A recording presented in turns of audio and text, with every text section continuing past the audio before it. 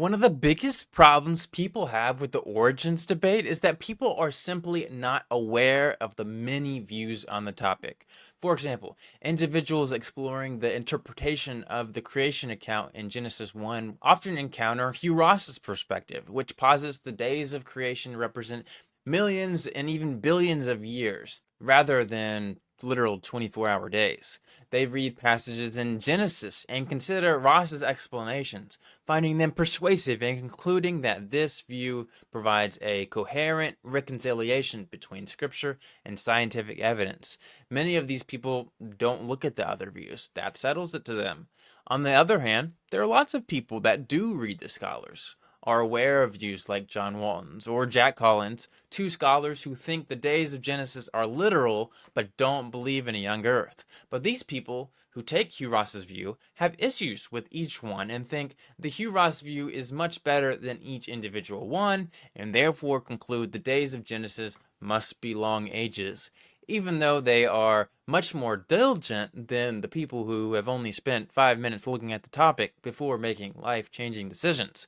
The same people often approach the discussion in a way which almost guarantees they will come to the conclusion they started with. And just to be clear, this isn't just an old Earth creationist thing. People who believe in the gap theory, Ken Ham's view, John Walton's view, we all do it, I do it. This isn't a video about beating up people of just one viewpoint. So what is the thing that pretty much guarantees they will never change their mind? It's that people in general, and people especially in the origins debate, have a difficult time weighing probabilities. Just to be clear, I personally don't take the position that the days of Genesis being millions of years is a strong view. So what I'm about to say, it's just an example. But if we go to the previous example we just mentioned, even if we read Genesis 1 and the many different views people take, we might still conclude that the best view is that it's about millions of years. Often what people do in this situation is to compare the position that the days are about millions of years with something like John Walton's view, which says the days are creating a cosmic temple, point out reasons which make Hugh Ross's view a much better view, and then conclude, well, the argument for being about the building of a temple has issues, and therefore that's not a good view. They conclude the cosmic temple view has issues, and then go on to other views as if John Walton's view is impossible. It's not as simple as saying, oh, this other view about the cosmic temple isn't the strongest view, and therefore it's not possible. Even if there are issues with it being about a cosmic temple, it doesn't all of a sudden disprove that the days of Genesis are 24-hour days. As we mentioned before, other scholars take other views. Ken Ham has his own arguments for being 24-hour days.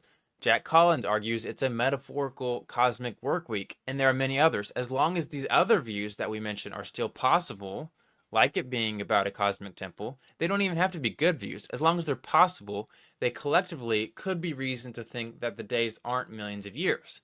In this way, the days being millions of years could theoretically have the best evidence if we compare that with one specific view to another specific view, but the collective evidence for the other views could make us doubt the probability that it's about millions of years, and therefore, even though we might not be certain which thing Moses was referring to, we can still be confident that the combination of all the different views could lead us to thinking the days of Genesis were 24-hour days. Let me explain this with an analogy.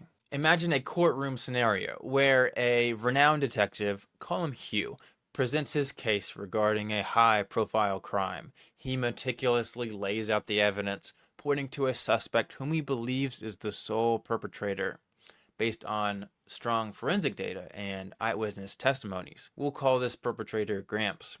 However, as the defense attorney cross-examines the evidence, they introduce alternative theories that challenge Hugh's conclusion. They argue that while Hugh's case against the primary suspect is compelling, there are other possible explanations for the evidence presented, such as the involvement of multiple perpetrators or the possibility of tampered evidence. Despite Hugh's confidence in his theory, the jury begins to weigh the collective evidence from all perspectives presented in the courtroom. They realize that while Hugh's theory may have the strongest evidence individually, the cumulative weight of the alternative theories raises doubts about the certainty of his conclusion. For instance, say Hugh's theory has a 40% chance of being correct, and the chance of these other views is much lower. Say like the chances of the forensic evidence being tampered, say it's only a 10% chance of being correct. That's much lower than Hugh's view. But the combined probability of the alternative theories could suggest that it is more likely that Gramps did not do it. If we look at the chances of the evidence being tampered, say that's 10%. If we look at the evidence of there being multiple perpetrators, say that's 10%. If we look at the evidence of there being another perpetrator, say that's another 10%, and so on. The combined amount in this instance could equal 60%, and therefore the jury should not conclude that Gramps did it because the chances of Gramps doing it was only 40%, while the combined alternative hypothesis that he did not do it is 60%. In this analogy, just as Hugh's theory may have the strongest evidence when considered in isolation, the collective evidence from multiple perspectives prompts a reconsideration of the conclusion. Similarly, in interpreting the length of the days of Genesis, while the notion of a old Earth might have the best evidence to some, say we conclude it has a 40% chance of being correct. That's still much better than all these other views that are only 5 or 10% possible.